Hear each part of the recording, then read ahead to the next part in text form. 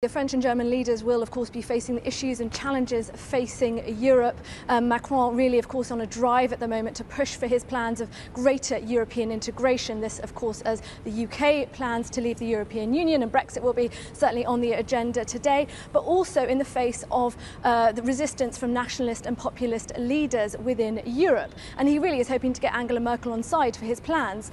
Well, since Macron took office, Angela Merkel has pledged some cautious support for Macron's far-reaching plans for economic and political integration to Europe. But really from the German side, we've seen quite them really sort of dragging their heels. And certainly there's resistance from Angela Merkel's Conservative Party and German industry leaders to some of Macron's more ambitious economic reforms plans he has for Europe. But certainly this is something that they will be discussing today. And also, of course, the issue of migration will critically be on the agenda. The leader of Hungary, Viktor Orban, and Italy's Interior Minister Matteo Salvini, both recently calling Macron an opponent on the issue of migration. There are really clear fault lines being drawn in Europe at the moment for leaders that are for a more accessible and fair migration policy for Europe, and those who are staunchly against migration. And Macron really needs Angela Merkel on his side for this, ahead of a summit in Salzburg on the 20th of September, where migration is going to be one of the key issues.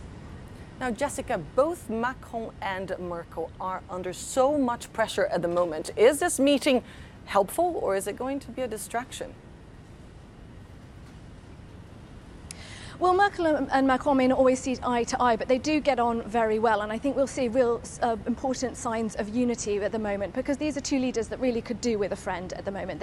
This solidarity between them will be very important. They're both suffering in their respective governments domestically. They're both suffering from mutiny in the ranks of their respective governments, and they're both suffering in the polls of their respective countries. The French electorate questioning whether the young Macron really is the revolutionary president he promised to be. Whereas here in Germany, the German electorate really starting to get tired of over 12 years of a slow, pragmatic Merkel policy and politics, and she's losing out support to fringe parties promising more dynamic politics, the Green Party, the left-wing party, and also, of course, the far-right party, the Alternative for Germany. And here, this really centres around the issue of migration. In fact, the Alternative for Germany, as of yesterday, now polling higher than Angela Merkel's Conservatives in the former eastern states of Germany, where their strong anti-migrant message has really got a strong hold there. So migration going to be a key issue that Merkel and Macron really need to discuss today. But as I said, they're both having a tough time at home,